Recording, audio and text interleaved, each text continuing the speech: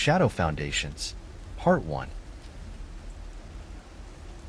The first time I heard about Parallax construction, it was during a sleepy Friday shift. Detective work isn't always thrilling. Some days, it's paperwork and stale coffee. But that call from Marcy over in missing persons changed everything. She sounded shaken, her words tumbling out. "We've got 5 construction workers missing from a Parallax site. No leads, no evidence. It reeks of something dark, Jim." The name rang a faint bell. Parallax Construction, the company with a spotless safety record.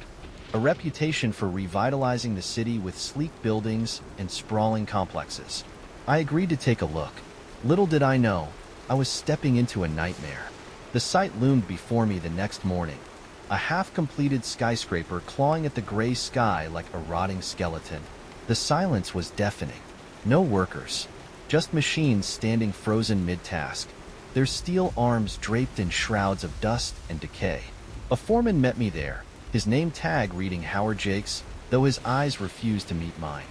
"Last time anyone saw them was during a night shift 2 weeks ago," he said, his voice thin, nervous. "Security cameras? All conveniently disabled for maintenance that night. Coincidental?" I asked, arching a brow. Howard shrugged, but the twitch of his jaw said more.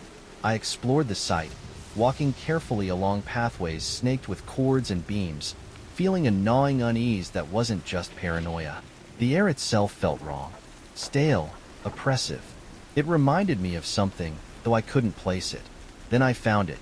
A cavernous hole in the sub-basement, rimmed by strange grooves carved into the concrete. Symbols, almost ancient, twisted and unnatural.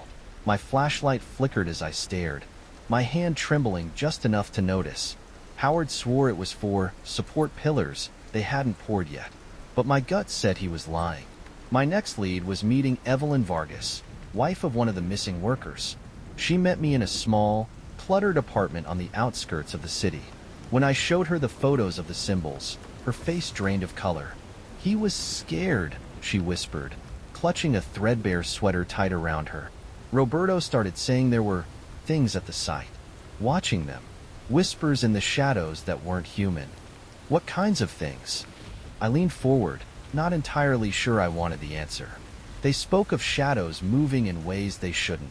Cold bursts of air when the temperature was sweltering. And people wearing suits who never spoke, but just stood there, watching." Her last words froze me. He said Parallax was building more than a skyscraper. They were building a door. I snuck back to the site that night, evading the single, board security guard and ducking behind machinery.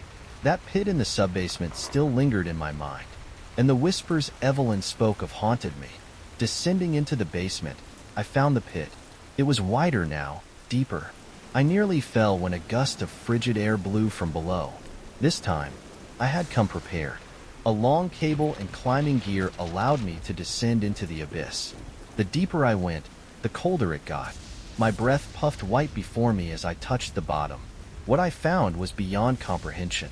The floor wasn't concrete. It was smooth, jet black stone, shimmering faintly. The same symbols from above ringed the chamber, but there was also a massive archway made of the same alien material, etched with more twisting glyphs. Faint chanting seemed to rise from nowhere, pressing into my skull. Then I saw movement. Shadowy figures, just on the edge of my flashlight's reach, impossibly tall and angular. Watching. Panic surged through me as my flashlight sputtered. Something hissed, a wet, rasping noise. I scrambled up the rope, cutting my gloves in my rush. Behind me, a roar of something ancient and furious echoed up the pit. I stormed into Parallax's corporate office, demanding answers. Their PR officer, a polished man named Julian Marsh, greeted me with the kind of plastic smile you only get from sharks and politicians. "Detective Barnes," he said, smoothly ushering me into a glass-walled conference room. "These are baseless accusations. Parallax operates with the utmost integrity. Those workers' disappearances were unfortunate, but hardly unusual in this line of work." I slammed the photos of the pit and symbols on the table. For a flicker of a moment, Julian's mask cracked. A shadow crossed his face, but it was his next words that sent ice through my veins. "Detective, Some things are better left undisturbed. If I were you, I'd let this one go. For your sake. I left, but not before noticing the symbol from the pit etched discreetly into the base of the building's massive glass windows. The city descended into chaos as more workers vanished. Strange stories filtered in. Ghostly figures appearing in homes, people waking to claw marks on their walls, and odd symbols scrawled in blood-red paint around the city. I pieced it together. The skyscraper wasn't for business. It was a nexus. Parallax wasn't just constructing buildings. They were opening gateways to something. I returned to the site that night, prepared, gasoline, explosives, and a will written hastily in my apartment. Whatever they were summoning, I planned to stop it. The pit was alive, pulsing with a sickly glow. Figures in dark robes surrounded the archway, chanting in a language that twisted my stomach. The shadows I'd seen before were clearer now. Monstrous shapes with too many limbs, their black forms shifting unnaturally. Before I could second-guess myself, I doused the pit in gasoline, igniting it with a thrown flare. The explosion sent me sprawling. Above the roar of flames and collapsing stone, a shriek like nails on glass tore through the night. And then, silence. Parallax Construction denied everything. They called it an unfortunate gas explosion. The news painted me as a disgruntled cop gone rogue, dismissed quietly from the force. But I know the truth. The things I saw in that pit, the door, they weren't destroyed, only delayed. Somewhere in the shadows of this city, Parallax is still building, and the whispers haven't stopped. And sometimes, late at night, I hear that same rasping hiss outside my window. The fire didn't stop them. I should have known it wouldn't. All it did was buy time. Time that was running out. 6 months after the Parallax site explosion, life should have returned to normal, but it didn't.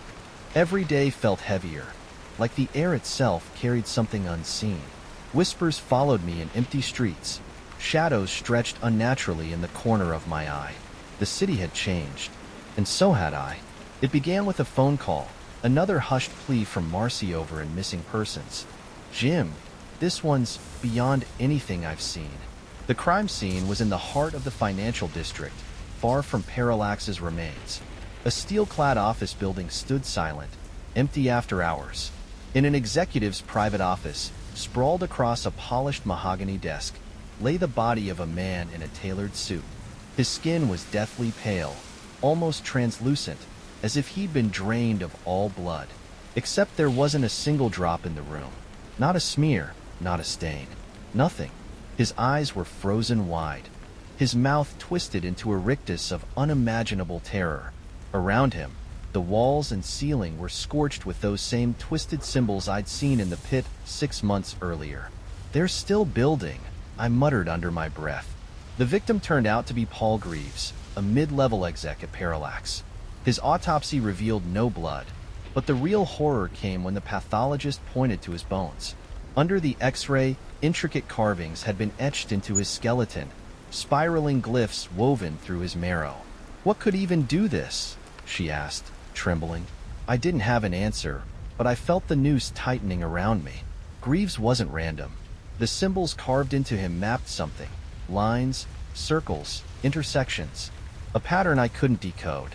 I traced his movements for weeks leading to his death. Meetings with shadowy figures at obscure addresses. Connections to city officials, tech companies, even foreign investors. Parallax was evolving, stretching its web across industries. At one of the addresses, I found a scrap of blueprints, a sprawling network of tunnels beneath the city, marked with those same glyphs. They weren't building one doorway. They were building dozens. One stormy night, I returned to my apartment to find an uninvited guest sitting in the dark, sipping whiskey from one of my glasses. He introduced himself as Declan Lorne, a wiry man with sharp features and piercing gray eyes that didn't seem entirely human. "I'm here to help," he said calmly, setting down the glass. "Help with what?" "With surviving what's coming." Lorne claimed to be part of an ancient group, an unspoken order that existed for centuries, watching for breaches between worlds. Parallax isn't just building doors, detective. They're breaching the veil entirely. He explained that these doors connected to another realm, something older than time. The entities there weren't gods, as some might call them, but entities so vast and incomprehensible that humanity itself was an accident born in their wake. Parallax wasn't summoning them for worship. They were leveraging them for power, control, immortality. Why tell me? I asked, skeptical. Because, he said, standing to leave, you've already seen them. They know you're sent. With Lorne's help, I infiltrated one of the tunnels marked on the blueprints, deep beneath an abandoned subway station. The descent was suffocating, the air thick with mold and something acrid. What we found was impossible. Sprawling caverns carved from black stone, identical to the pit I'd seen before but magnitudes larger. More of those eerie arches stood, some glowing faintly with an otherworldly light. Workers, human, I think, hauled materials in silence, guided by tall, shadowy figures cloaked in darkness. Lorne muttered under his breath, marking symbols on a parchment. They're activating them. Once the entire network is lit, the breach will be permanent. We were spotted. Chaos erupted as shadows came alive, limbs darting from walls and floors, clawing at us with unnatural speed. My bullets barely slowed them. It was Lorne's strange sigils and whispered incantations that bought us time. We destroyed one arch with explosives, the deafening boom collapsing the cavern. But it was a drop in the ocean. They're ahead of us, Lorne admitted as we escaped, his voice grim. The next weeks were a blur of violence and dread. Symbols began appearing in public spaces, parks, skyscrapers, schools, always followed by unexplained deaths or disappearances. Entire neighborhoods fell silent, as if swallowed whole by the shadows. One night, a swarm of black tendrils erupted from a construction site, wrapping around buildings and pulling them into the ground. Survivors babbled about figures, walking between cracks in the air, stepping into and out of existence like shadows made flesh. The police were useless. The media blamed terrorism, natural disasters, anything but the truth. Parallax was no longer hiding. They had accelerated their work, preparing for something they called the convergence. Lorne and I prepared for one final assault. Using maps of the tunnels, we tracked the central arch, Parallax's primary doorway, located beneath their corporate headquarters, hidden in a labyrinth of rituals and glyphs. The final chamber was nothing short of hell incarnate. The arch, now fully active, pulsated with a sickly light, and figures I could only describe as wrong drifted through its frame. Beings too alien for my mind to fully comprehend. Parallax executives stood around it, chanting, their forms warping as they spoke. Julian Marsh was among them, his body no longer entirely human. Lorne handed me a small, blackened device, his own invention, cobbled together from occult relics and explosives. This will sever the veil temporarily, but it's a one-way ticket if you don't leave fast enough. I planted it at the base of the arch. The chant grew louder. The shadows pressed closer. I activated the device. The blast wasn't just physical. It ripped through the air, sending a wave of deafening silence that tore the arch and several Parallax executives apart. The city was saved, for now. The breach was sealed, but the cost was immense. Entire blocks lay in ruins. Thousands were missing or dead. Lorne disappeared, leaving behind cryptic notes about other cities and greater conspiracies. I resigned from the force. No one believed what happened, and they needed someone to blame. But it's not over. I know that. Parallax wasn't the beginning, and it won't be the end.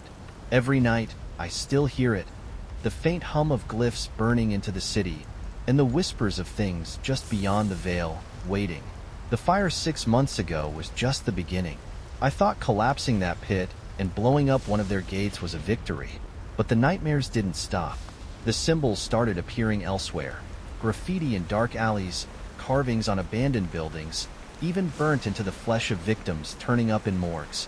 Parallax Construction had moved underground, but their reach had grown.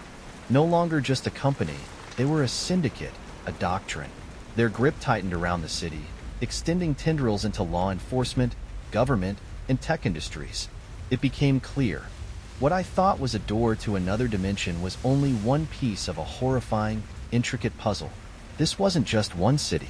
This was global. It started when Declan Lorne returned, or rather, dragged me from my solitude in an abandoned warehouse I now called home.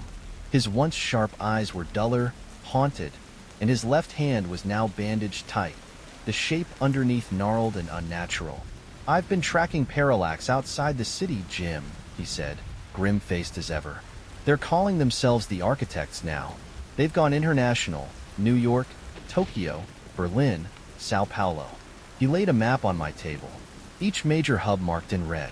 "They're building gateways in every corner of the world," he continued, coordinating something massive. "If it works, reality as we know it ends.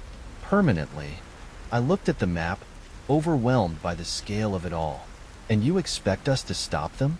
Two broken men against a global network?" He smiled faintly, though it was joyless. "Not just us.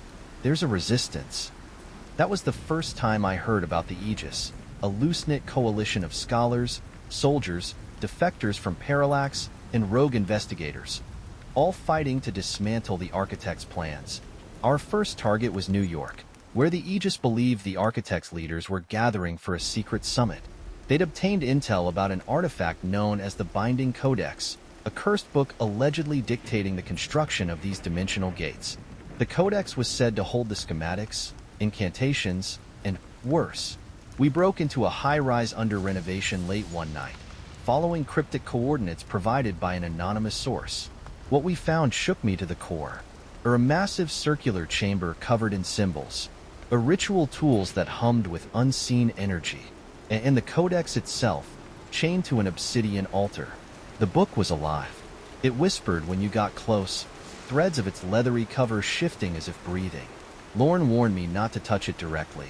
He claimed such contact could cost you your soul, or worse. As we tried to extract it, we were ambushed. Human and inhuman figures swarmed us, and I caught my first real look at the Architects' elite enforcers. Tall, slender humanoid things with featureless, bone-white faces and limbs that bent unnaturally. Their shrieking voices burrowed into my mind like nails. We escaped with the Codex, but not without losses. 2 Aegis operatives didn't make it out, and Lorne's strange wound grew worse. Reading the Codex revealed the depth of the Architects' plans, the shards of resonance. These weren't just gates, they were anchors. Physical conduits capable of merging alternate dimensions into our own, piece by horrifying piece. By activating the shards at strategic global sites, the Architects sought to remake Earth into something that better suited their masters.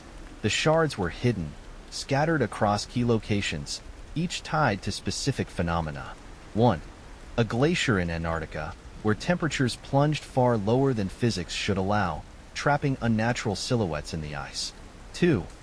A sunken temple in the Pacific, surrounded by vortexes pulling entire fleets into its maw. 3. A volcano in Iceland, whose lava burned blue and carved symbols into its rock. 4. A forgotten jungle ruin in the Amazon, where time moved inconsistently and people who entered rarely returned sane or alive. We had to destroy the shards before the Architects could use them. Our first mission took us to Antarctica. The icy wasteland was already oppressive, but the glacier itself felt wrong. It hummed beneath our feet, the ice seeming to ripple faintly like water under a breeze. We trekked for days until we found it, a jagged shard of obsidian, twice as tall as a man, humming with a sound we couldn't hear but felt in our teeth. Around it lay workers, both human and something else, twisted figures whose forms suggested they weren't fully of this world anymore. Lorne and I set explosives while the others kept watch. But destroying the shard wasn't that simple. Its destruction unleashed a psychic wave, an unholy scream that dropped several of us to our knees. Something massive and alive. Too many legs, too many eyes, an alien titan, pushed at the fabric of reality, trying to step through the tear the shard had created. We fled as the ice cracked and collapsed, narrowly escaping. But I knew that creature had seen us. And worse, it remembered. Our success in Antarctica was short-lived. The Architects struck back hard, targeting Aegis cells worldwide. Safe houses were raided, operatives vanished, and paranoia sank deep. Then came the betrayal. A high-ranking Aegis member, Victor Zhao, defected to the Architects. He hadn't just betrayed our locations. He stole the binding codex and delivered it back to the enemy. Lorne was furious, vowing to hunt Victor down and kill him personally. But there was more. As we tracked Victor to Iceland, we uncovered a horrifying truth about Parallax. The leaders weren't fully human anymore. They had willingly allowed themselves to be altered by the entities beyond the gates. Each leader bore symbols burned into their flesh, granting them powers, unnatural speed, resilience, the ability to step into shadows and vanish. These weren't just humans working for power. They were becoming conduits themselves. With 2 shards destroyed and 1 active in the Pacific, the architects raced to activate the Amazon shard. The stakes became clear. If all the shards resonated simultaneously, they would shatter the fabric of reality entirely, making our world the new breeding ground for their eldritch masters. The final battle took us deep into the Amazon, where time and space broke down. Days turned to hours, and distances stretched endlessly. We found Victor there, guarding the shard, his humanity barely intact. The confrontation was brutal, the cost immense. Lorne fell protecting the explosives, buying me the final seconds needed to destroy the shard. As the dimension rippled and collapsed, I saw something, a glimpse of the architect's true masters, a sprawling, infinite city beyond comprehension, writhing with entities whose very forms defied physics. They weren't just waiting. Continued below,